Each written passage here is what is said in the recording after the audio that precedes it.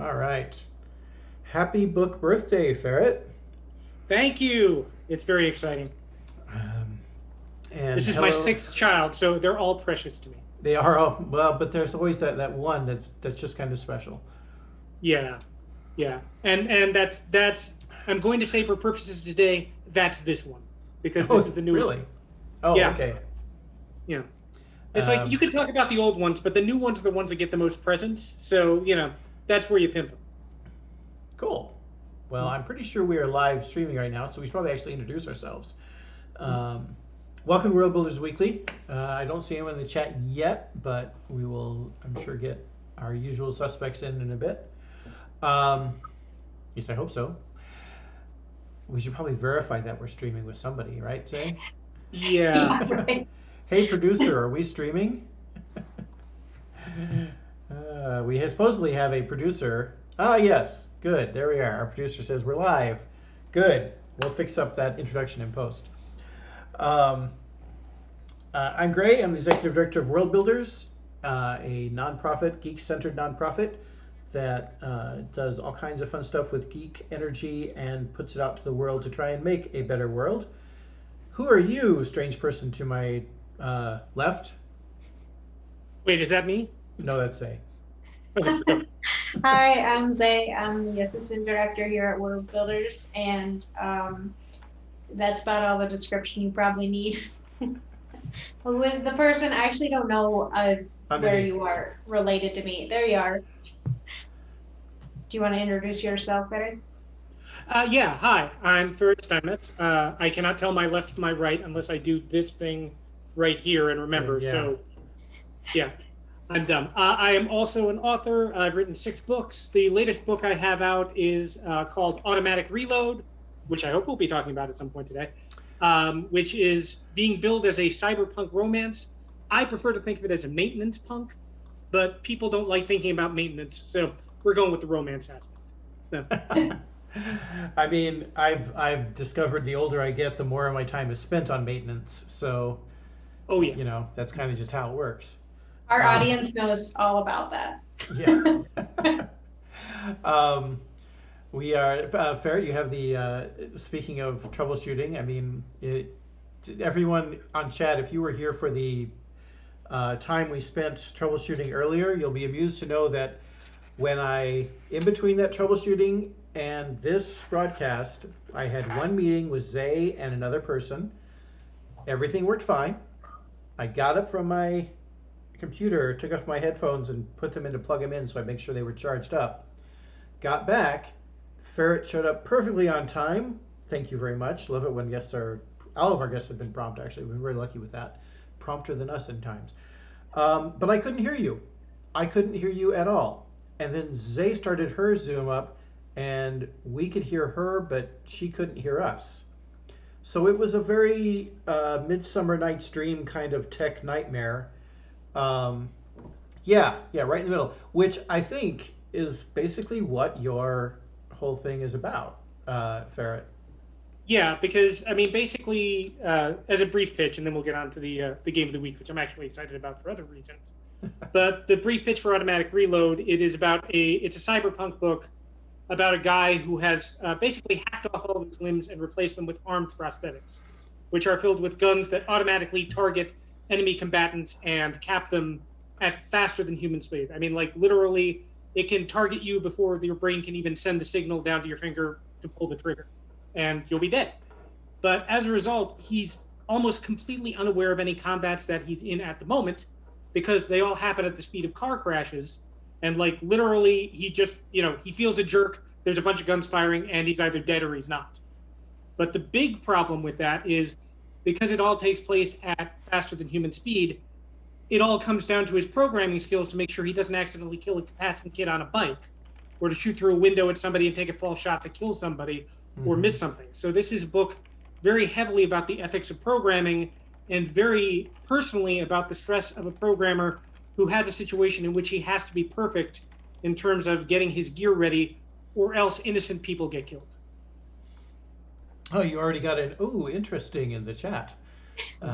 We will come back to this book because thank you, Ferret, for wrenching us back onto our normal daily thing. I actually told him that we were going to be talking about a game of the week and a Trivia Tuesday question and things like that, which is, and then you brought me back. I just wanted to talk about your book here. So let's talk about the game of the week. I even set it up as a game of the week scene. Ooh. Look at that, a transition and everything. All right. Although I'm not 100% positive that Bitly link works, so I'm going to take that off and say you should probably, until I get verification that works, I will say you should probably go to the Worldbuilders market to find it. But this is going to be your game of the week starting tomorrow. And it's Ken Follett, The Pillars of the Earth game. And I'll be honest, I always thought of this as like, I put Pillars of the Earth in line with like the Thornbirds or the Agony and the Ecstasy or, these very historic, epic kind of things. So you are not wrong, by the way. I'm not wrong. Okay. No. Then how on earth would they have made a game about this? It's very simple. When you mentioned this, I remember you're like, Pillars of the Earth, how the hell are they going to make a game out of that? And it's really super easy to... Pillars of the Earth is probably one of my top 3 books of all time. Matter of fact, I'm rereading it now because I'm actually writing a book that's kind of a riff on Pillars of the Earth, and I wanted to go back to the master to see how he did it. Ostensibly, the story of Pillars of the Earth is this multi-generational, 5-viewpoint saga about a bunch of medieval people. There's no magic. This is just straight, medieval times. But basically, they're all trying to get together to build a church. And building a church is an incredibly complex endeavor because, not only do you have all of the architecture going on, but it's all about the economy and the politics and basically who's going to give you access to the stone quarry to get this, and all of these religious aspects converging on it. And it is one of the most, it is not an accurate book. He makes a lot of historical mistakes, which people will call him on the carpet for. But what he gets very right is that feeling of, okay, you have this thing that's going to take 40 years, and you're not going to have 40 years of uninterrupted funding, or 40 years without a war, or 40 years without, interest waning in this. And how do you maneuver everything to make what is an incredibly difficult to build task? And the minute you said, okay, how are they going to make a game out of that? I don't actually know, but I'm going to assume it revolves very heavily around the economy and the idea of building a church together. It turns out to be all about the soap opera romances in the background where you're trying to romance one of the characters. I'll be shocked, but entertained, but I'm willing to bet it's about money. Yeah, it seems like a resources thing. We actually do have an actual description of it. You ready for the description? I do. Also, shout out to Jamie, who just put a script together in like 0.5 seconds because Jamie, we were all like, you're my hero. But yeah, also, first note, can you come on to our World Builders Weekly every week to expand upon these games and their corresponding books? If they're all Pillars of the Earth, then I can do it. It says that you're setting in England in the beginning of the 12th century, and the construction of what is to be the greatest and the most beautiful cathedral in England begins. Builders compete against each other to contribute the most to this cathedral's construction, and in doing so, score the most victory points. For a shorter thing here, this week, you can snag it for 10% off. It's 2 to 4 players, and it looks like it's a 90+ minutes game to build the most beautiful cathedral. So this is a longer one than I think we usually feature, guys. But yeah, as every week, this game will go on sale tomorrow. Please take a look at it. I have to say that I said grr to inaccurate histories, but that's not true. I think it's pretty interesting when people at least brief themselves on appropriate history and then kind of create a divergent from what actually happened. It can be really interesting to kind of imagine a different multiverse of what we experience. So. Yeah, and I will say that it's not that he is inaccurate on several things. I hesitate to make this comparison because it will sound very bad. But you know how Dan Brown got all of the artistic history right and all of the descriptions perfectly right, but all of the stuff in the background was BS? Ken Follett gets the architecture and the history of building a church properly, but some of the day-to-day overall, like, here's how peasants lived, he doesn't quite get. And the first time I read it, I was like 25, and I'm like, oh yeah, this is exactly how it was. And then I talk to historians, and they're like, yeah, not really. And I'm like, I don't care. Parts of it are extremely accurate, parts of it are not. And then he later on wrote 2 follow-up sequels in which he tried to sort of like do it better, but ironically they weren't as good books. So I guess if you have history and have a good tale, I'd rather have it. So, Were they called Walls of the Earth and Roof of the Earth? no, they should have been. It was something like the Burning Times. It was about the plague. Oh, so contemporary fiction. Oh God, don't do that. I felt so bad because every Christmas I buy my dad a bunch of books that I've read over the last year, and he reads them and gets back to me. It's kind of adorable. He finds out, for example, he's like, and this is not a shill, but literally 2 weeks ago, he's like, who's this Patrick Rothfuss guy? He's amazing. And then he's like going out and buying the sequels on his own and talking to me about it, and he will not shut up about this book, which is great.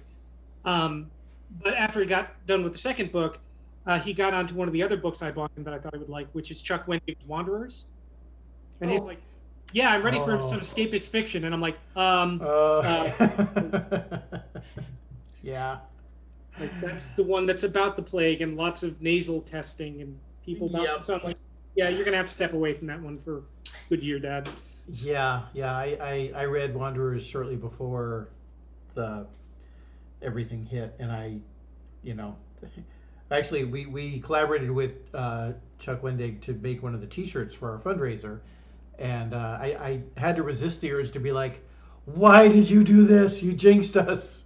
So I'm sure that there's other people would do that. So yeah, I remember reading it and having his description. I'm like, I'm sure like pushing like a cotton swab right up until you see stars at the back of your nostrils, but I'm not going to have to go through that.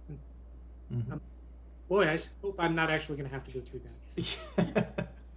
Well, hey, let's talk about our trivia question so we can get talking about it. I just thought of another book question I want to ask you, but not yet. Yeah, I'm ready to get through this. It's nice to have a chatty guest. So our old question is, what are the names of the astronauts who made up the crew of SpaceX spacecraft Endeavour? So Ferret, without Googling it, do you have any idea? I have no idea. If it helped me but feel if you better, had Mary Robinette on here, I bet you would know. See, at least you know what book it is. That's the important thing. The answer though, guys, is Douglas Hurley and Robert Beinken. It's funny, I just realized sometimes you never say these things out loud that you read in books, and then when you have to go say them out loud, you're like, oh no, and like, but anyways, so it might be Benkin, whatever. The new trivia question, guys. And wait, we had a monthly trivia winner.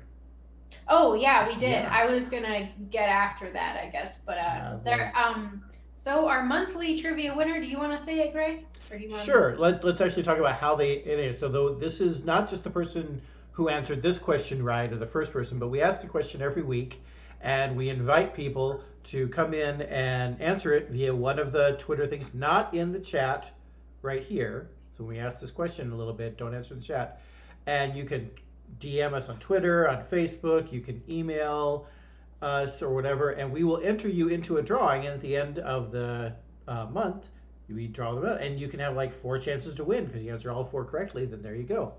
So the monthly trivia winner is, drumroll, Kathy B.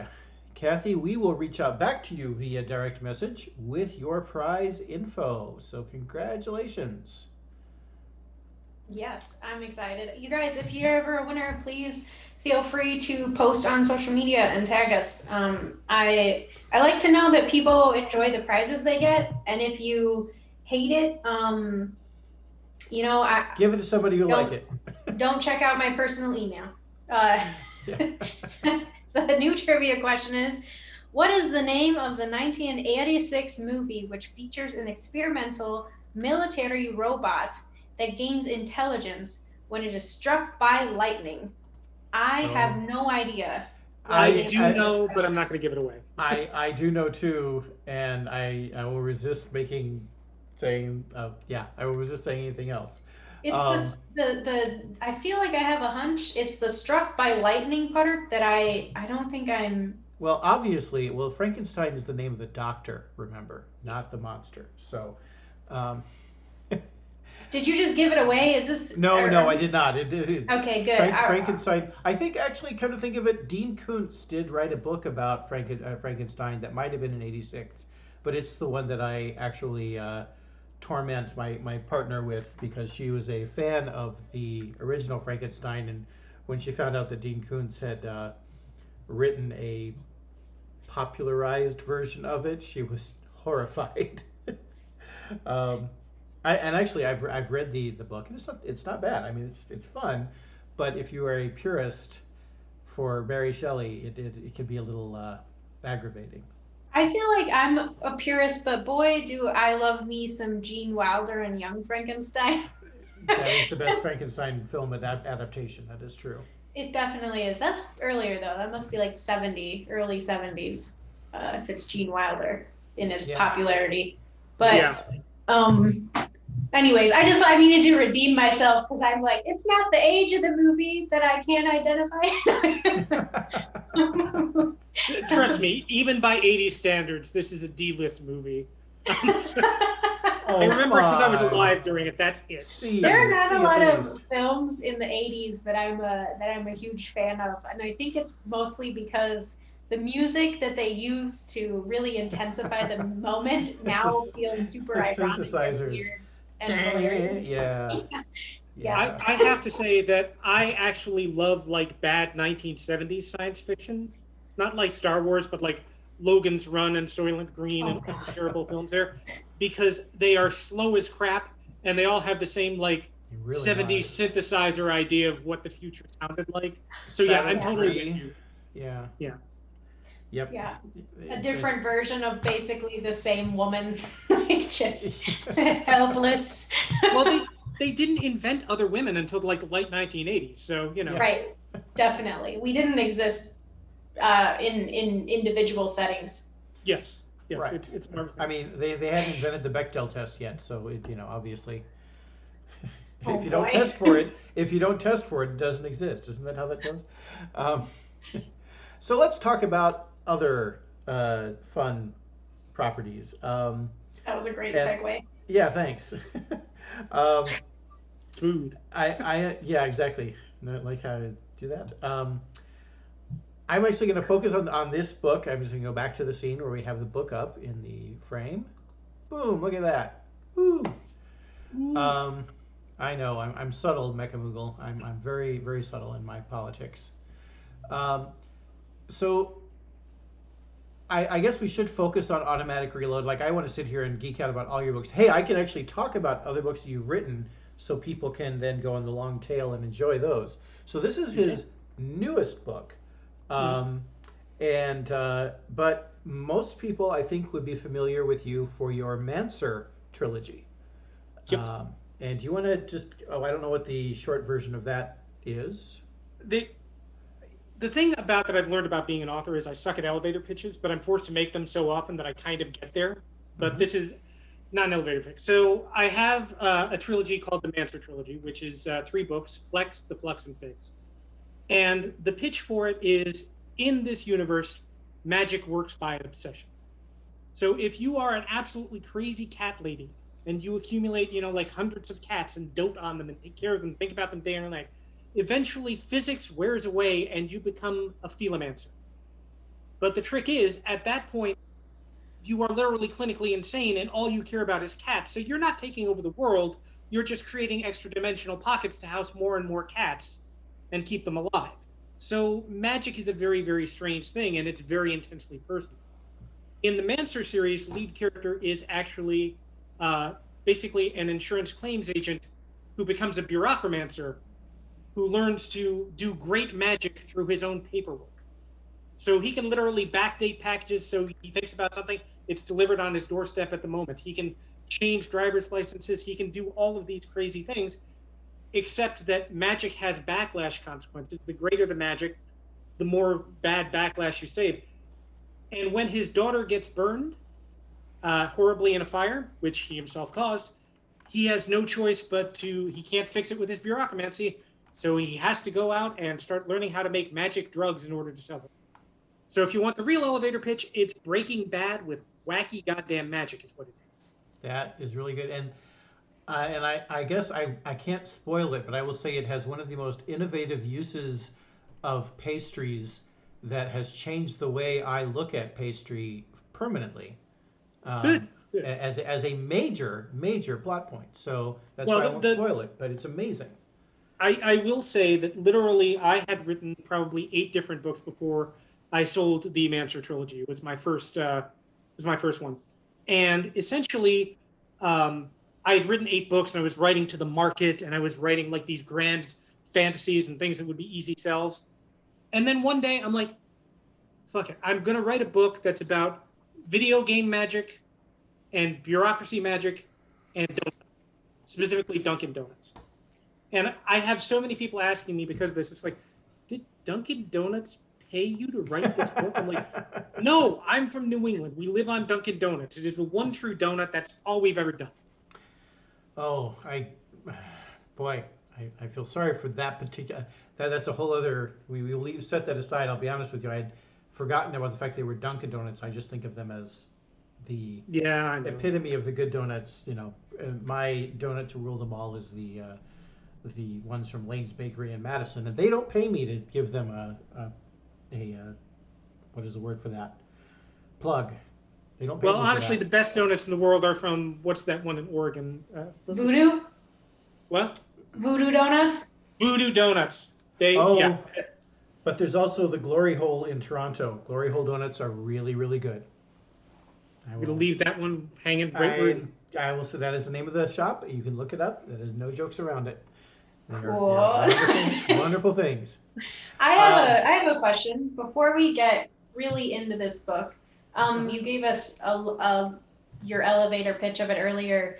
Do you have programming or a background that influenced your decision making on this book? Because it's a really specific plot point. It is. Yes, I am actually a programmer. Literally 15 minutes before this started up, I was working on a shopping cart, and 15 minutes after this is done, I'll be back to working on one. When I'm not writing, I'm a full-time programmer, so I have a fair amount of stress over making sure everything that I'm doing stays alive and bug-free as much as possible. Because it won't kill people, but if we can't take orders for half a day, my boss will be seriously questioning my employment ability. So. Yeah, I mean, I think it's great. Kind of to what you were saying about the pillars of why the hell did I just forget the name of that book? Pillars of the Earth. Pillars of the Earth. I think when you look at sci-fi fantasy, I think sometimes you can kind of tell when people have to do a lot of research that's not necessarily in their field. If they do it really well, they write it really well. But I think that there is something to be said about just having the kind of already insider information when you're writing something that really gives it like a kind of more authentic feel, especially since it's not taking place in a time long past, if that makes sense. Yeah. Mm-hmm. Well, one of the interesting things about this book is this book was written as a direct rebuttal to another book, which makes it sound like it's very awkward. In fact, the author of that book blurbed this book, so we've got a good fandom going. But I was reading a book by Casey Alexander, who is a cyberpunk author, and they wrote a book called Necrotech. And they have a phenomenal character. It's a good book. It's by Angry Robot. Go read it. But they have like this foul-mouthed female, like, one mecha-limbed cyborg who goes around getting into fights with everybody and is very colorful and very, very entertaining. And Casey's prose is really, really descriptive. So it's like, all right, my hero gets thrown into, dirty prison cot, and then they get thrown into an alleyway swimming with like grease, and then they get thrown into a bed. And it's disgusting, but throughout the entire book, I kept going, when does she field strip this arm? When does she clean it? This thing's not going to work for much longer. Like, I have woodworking tools, and I've seen, gun owners, like, they have to clean the crap out of these things.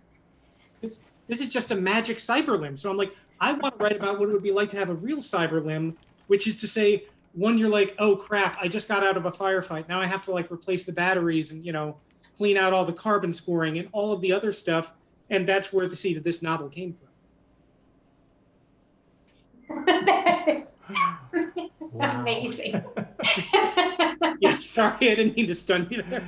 I will say it's kind of funny that you'd mentioned that. I actually started War Girls by Tochiya Noguchi last night, and it literally opens with a woman who has a cyber limb field stripping and cleaning her arm and taking care of that stuff. Yes, it's exactly. I swear to God, I'm going to make maintenance punk a thing, but it's Yeah, not. well, I do it by myself. it is much more realistic. I mean, I was good with that whenever I watched. 24 was notorious for that. Like, oh, let's just open another socket and pull up this computer, and I'm like, when do they get the? Oh, sorry, Windows has to update, or the spinning wheel of death, or I'm sorry, your Comcast provider has had a severe outage, and like, when do those things happen? I think it's like, I had an argument once with a friend when we were about 14 relative to this, about how come when you're playing Samus in Metroid, you never once have to stop to take off that suit to use the bathroom? Is it like an astronaut suit? It better be, because this is unrealistic. I'm hoping, so. It's, or maybe that's where the bombs come from. I don't know. We're gonna leave that. So full disclosure, and actually I should do double full disclosure. First of all, full disclosure, Ferrett and I are friends in meat space. Like we have talked to each other. We have shared a cigar and smoked together and things like that, and made broken bread together many times. Also, and I don't think it's related to this, except that you did ask me. I think I was your friend before you asked me, but I was one of the beta readers for Automatic Reload. Because I am not a gun person and I'm not a military person. And I know you have experience with both of them. And I'm like, please tell me before I screw this up. Right. And I'll be honest, I haven't gotten my own copy of the book in my hands yet. I'm curious to see if you took the one bit of practical advice that I remember giving, because of course you have artistic license to ignore that in any time. I am curious to know, because when you asked me to be a beta reader, I was actually really nervous, because it's like, oh, with great power becomes great responsibility, and so I guess what are you looking for when you ask somebody to be a beta reader? Like, how can somebody be a good beta reader? That is so author dependent that I'm loath to speak ex cathedra. How can one be a good Ferrett Steinmetz beta reader? Yeah. And the running tag is, I generally tend not to have a set number of beta readers. I like to give it to a wide number of people, so I get a wide number of reactions. And generally for a book, for a given book, I generally have a couple of target markets that I try to get beta readers to hit. Like, for example, you're ex-military. I wanted to give this to you to see if it felt like a doughy civilian boy writing about the military in a fashion. When I wrote Soul Majestic is about basically a 5-star restaurant in space. And I am not that good a cook, so I went looking for people who were excellent cooks and understood fine cuisine to make sure that I had the kitchen details right. But then I also have, like, the regular reader, it's like, I want to make sure the book is good to you. And at that point, I asked them to give me basically 4 lines of feedback, which is, I asked them to give me, let's see if I can remember off the top of my head. I asked them to tell me what confused them. So, if they didn't understand the blocking in a scene or didn't understand who this character was, let me know that. I wanted them to tell me the things that don't make sense. As in, I don't buy that this character would act this way, or this plot twist seemed to come out of nowhere. I forget what the third one is. Oh, it was anything that threw you out of the novel that was factually incorrect. And then the fourth thing I ask you is, and this is the most vital thing, because I went to Clarion, which was a writer's workshop where you go for 6 weeks and you have everybody critique your stuff. And it's so easy to get bogged down by critique that you forget the good parts in your book and you revise them away. So the one thing I will give is if you are sending a book out, your own book out for any sort of review by authors, ask them to write down the parts that they love so much that they don't want you to ever change. Like, give me a list of 7 kick-ass moments so I know structure the book around those moments and keep them and refine them. Because otherwise I might just go, oh, that's slow, and get rid of it. And then people are like, why'd you do that? The automated truck battle. Yeah, the automated truck battle. Oh my God, that's the part that I'm sort of going, can't wait to read that again. I can't wait to read that again. In fact, I mean, you were the one, I think actually you and I had the discussion of talking about the way that automated trucking is going to change the world, and it is changing things. And I think it was shortly after that Wolverine, the latest Wolverine movie came out, and automatic trucks play a big part in that. And I was looking at it going, when Ferrett wrote about that, that's exactly what I was picturing, and that's pretty cool. And I guess, would you call this a dystopian novel? I would not, simply because it has a lot of hope in it, but it's certainly, I forget who did it, but one of the blurbers that I had, I wish I could remember which author, referred to it as a terminally capitalist landscape. And that's where I'm going, because basically, if you look at it at this point in technology, automated processes have basically gotten rid of more professions than we could have ever dreamed. Like, this is all real life stuff. I'm not extrapolating at this point. You would think that humans would have the advantage in being able to tell you what a good wine was. But it turns out we don't. We have sommeliers who spent their entire lives like drinking wine and, tasting it and taking care of it. Turns out if you feed in a computer a couple of variables, like what the soil composition is, what the rainfall was that year, what geographic location it is, and how much sunlight they've got, they can do a much better job at actually determining what wines are going to be good over the next decade than we can. Likewise, it was thought at one point computers couldn't beat humans at chess. They blew past that. The Go, which is the Chinese black and white thing where you jump over things. It was thought that computers would not be able to beat us at that. They beat us at that all the time. Automatic reload is extrapolating from that, because if you look at it, like, doctors misdiagnose things all the time because they can't take the patient's entire history and things. At this point on automatic reload, doctors are like the guys at the Jiffy Lube clinic. Like, they're there, but they're mostly just operating machinery that tells them what to do. Lawyers have almost entirely been replaced because so much of lawyer stuff is boilerplate. Like, you literally have 40% of America being unemployed because robots or automated processes have replaced them. And then what do we do in the middle of this? Because we don't have a government that believes in giving free money away to freeloaders. And it's surviving in the middle of all of that that causes a big problem for the hero of this guy, the cyborg. Because if you remember, I told you he'd lopped off all 4 of his limbs. Right now, he's replaced them with various, gun machines, but they're all very expensive to maintain and update. And basically, he's now at the point where if he doesn't take all of these very dangerous missions in, basically hideously dangerous places, he literally won't have the money, and he's just going to be this guy with no arms and no legs. So there is a tremendous economic pressure driving this whole thing. Yeah, it's the that's why I think of it as a dystopia, is because of that. And there's a lot of authors that write about dystopias, and I always like to say, so how are we doing? But I think, one of the places that automation could actually help is the fact that that is a good way to social distance. I'm saying that I'm not saying it's a solution. I'm not sitting here.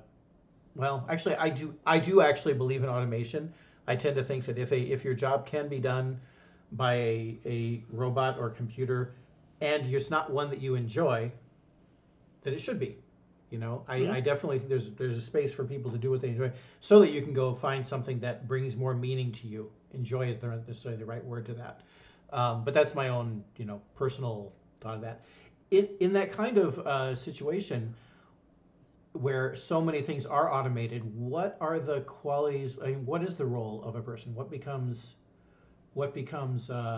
useful? What role do humans have? Well, there's two aspects of that, which is, again, if we're talking terminalist capitalist dystopia, if you're just dumb muscle, there's really no need for you anymore because in this alternate future, we've come up with basically electronic muscles that have pinpoint precision. But for Matt, it turns out that, basically computers are not good at handling new data very quickly. Like if you just start acting in weird ways, computers will have a hard time trying to figure out what you're doing. And as a result, the reason Matt is still very good is his targeting devices can actually target whoever they want with pinpoint precision. But if the enemy changes up their strategy, then the computer's going to take longer to react to that than he will. So basically, he is this little scrap of meat inside adjusting to going, oh crap, they've just set the building on fire. I need to adjust the strategies to affect that. And he's programming the high level things while his limbs take on the low level aspect.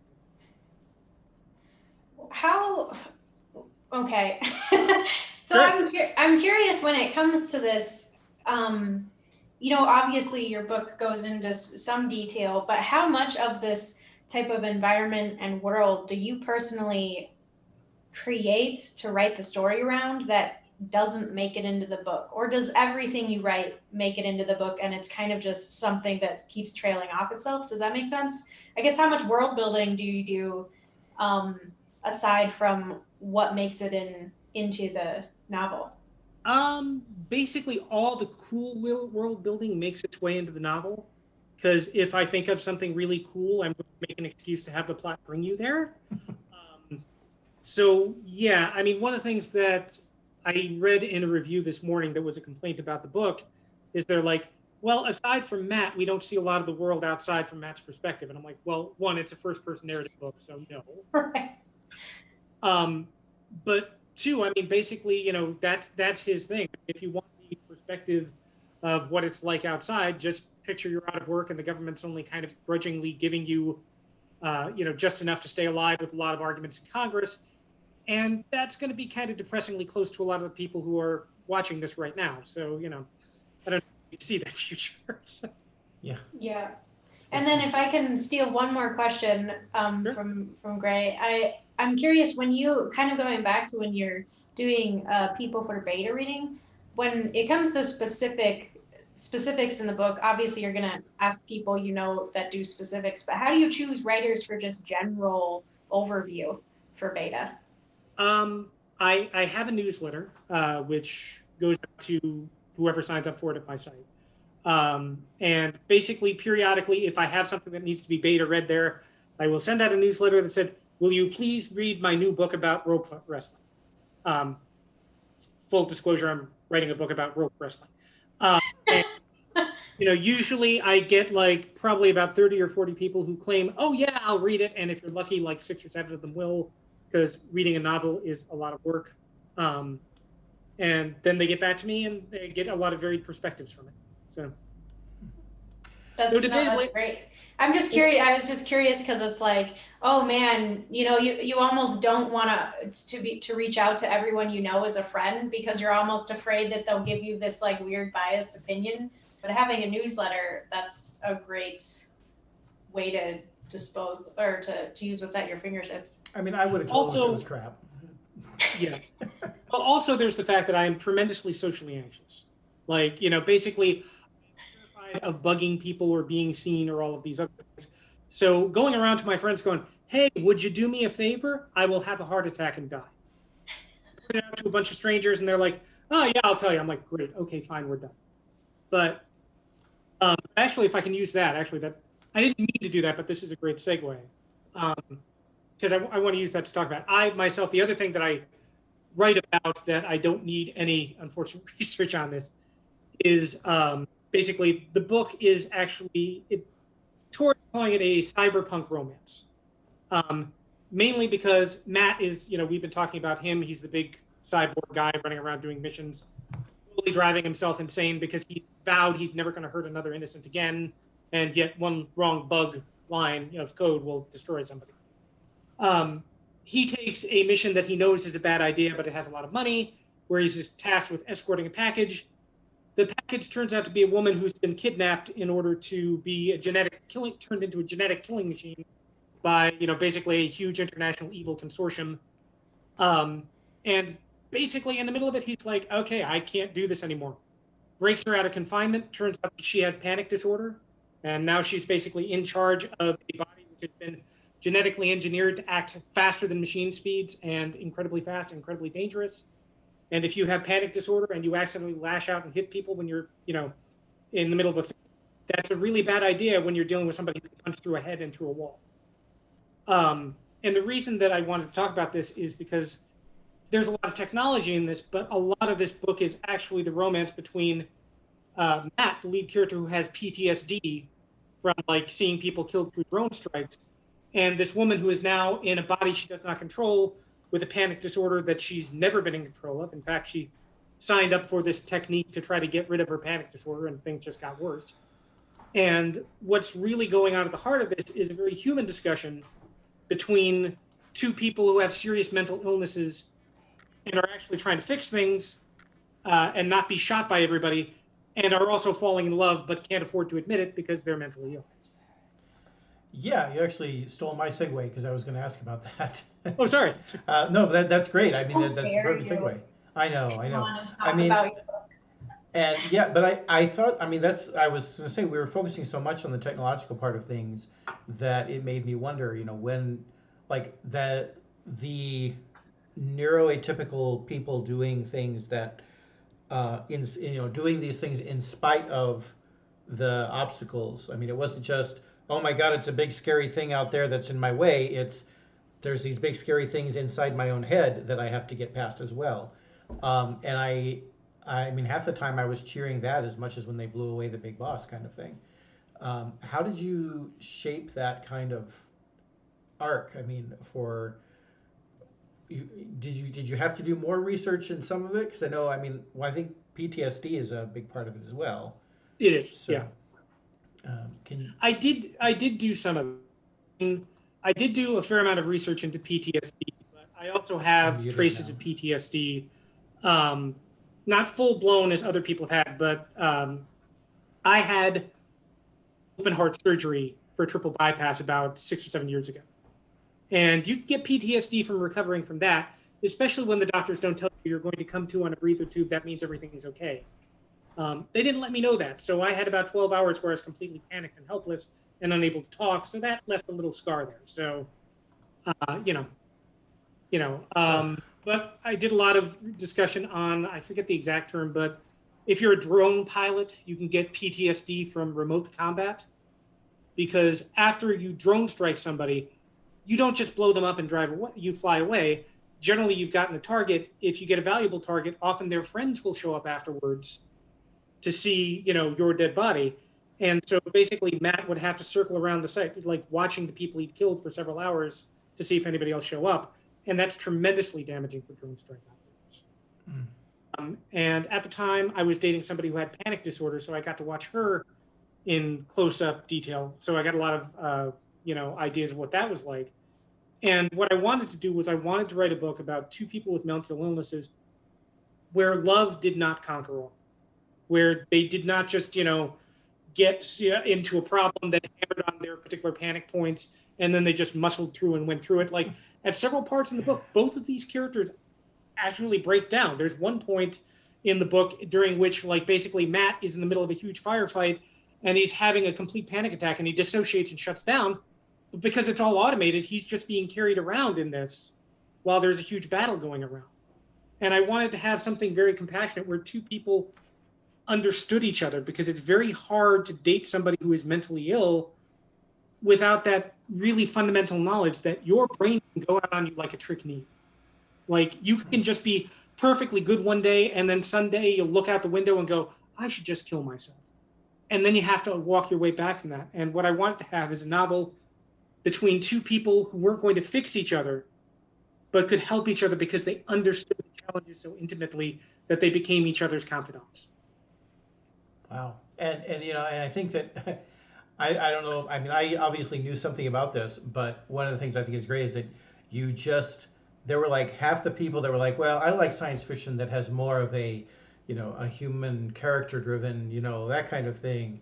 And other half are going, well, I like the stuff with the bullets and the guns and the machinery. and now you've got both sides of them. I mean, you're kind of hitting both of them there.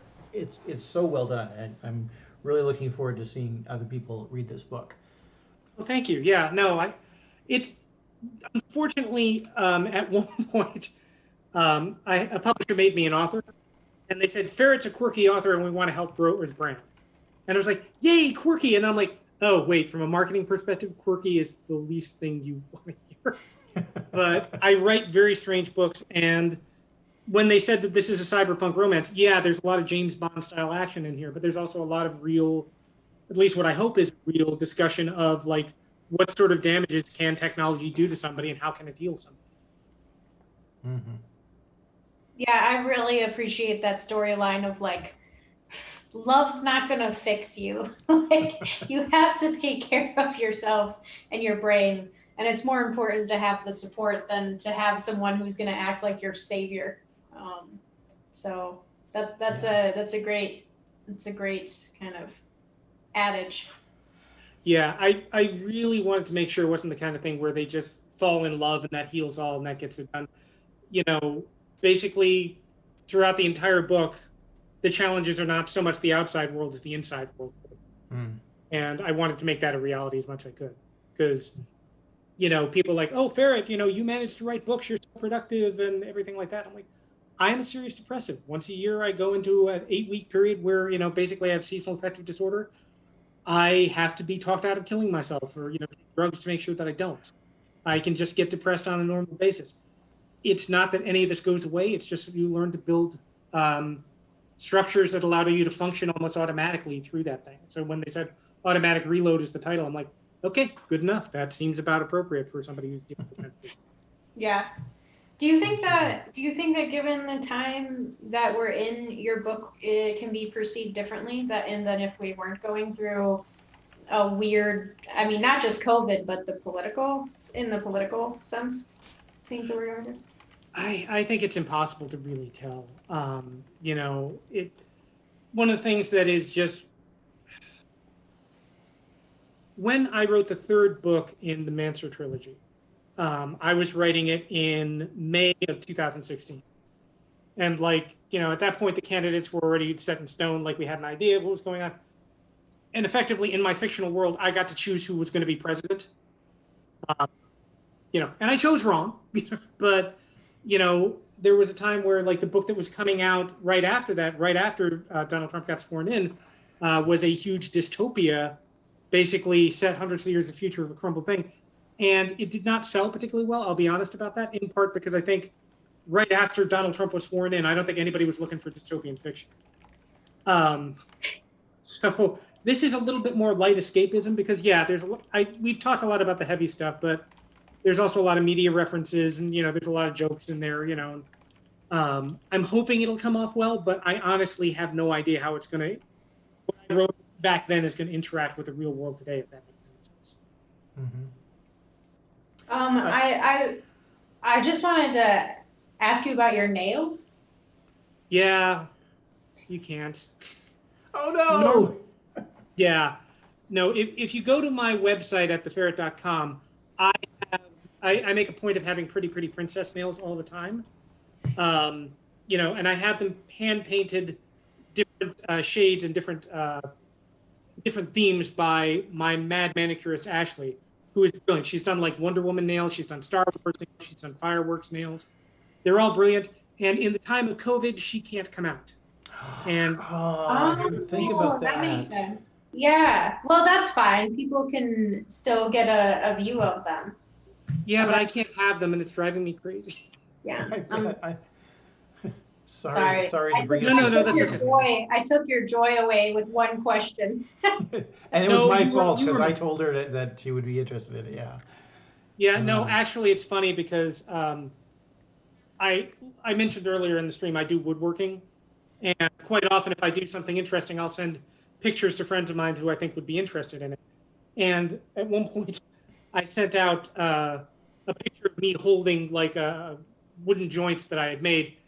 And I didn't get any comments on the wooden joint. I got people saying, that's the first time I've ever seen your bare nails. Is that what they look like? I'm like, oh.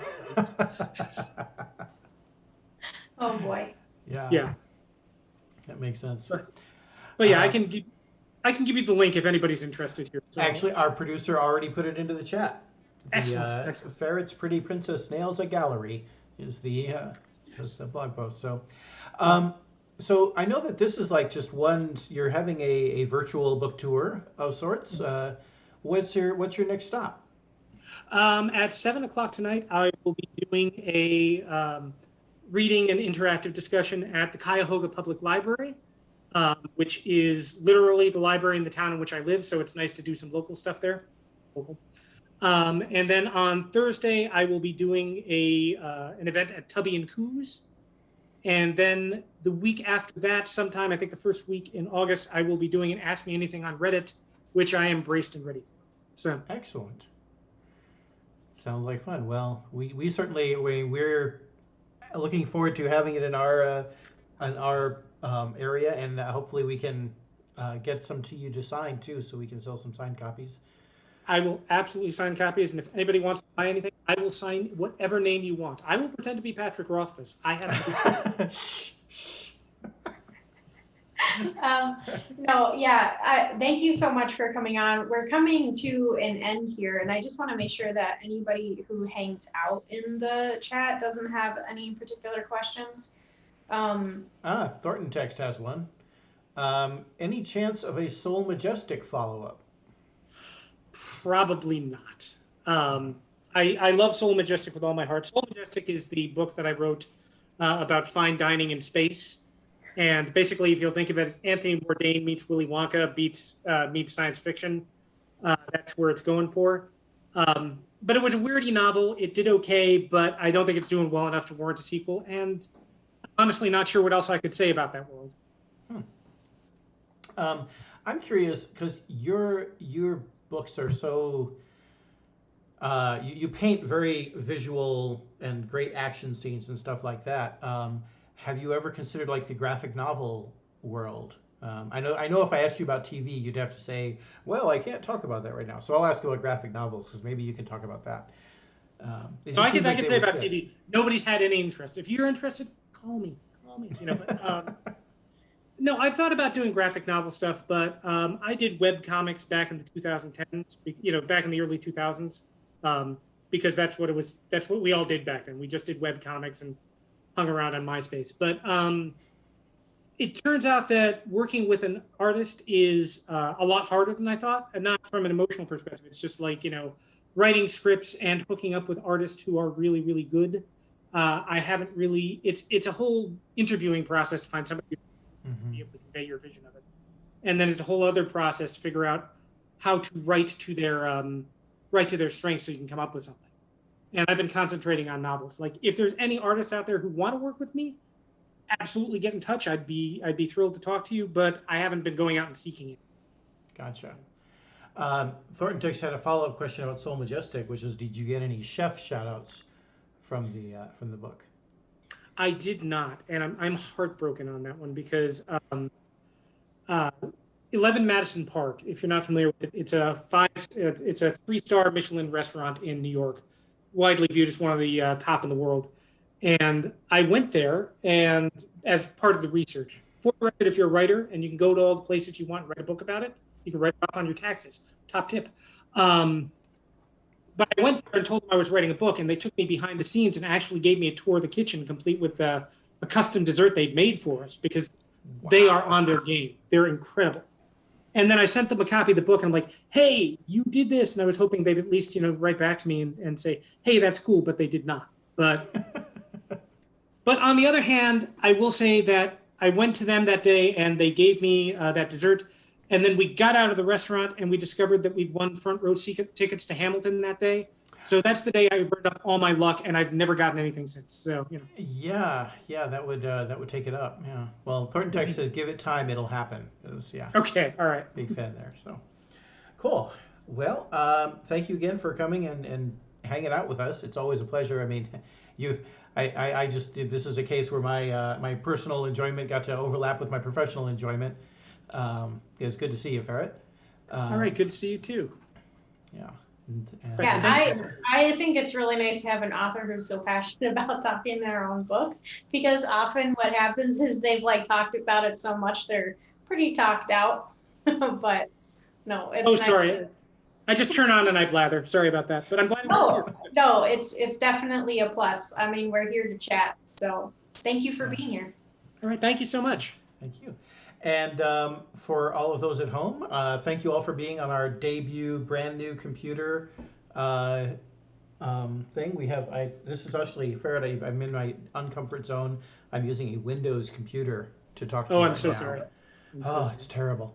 But we're going to close this the way we should close it, which is that we say the magic word here on the stream, and then when it shows up in the chat, we know that it is there. Don't say it yet on the chat, because then I won't know. The magic word is Vivamoose. Oh, Watch the chat. There we go. there it is. All right. Thanks, guys. Thanks, everybody. Thanks, Ferret. All right.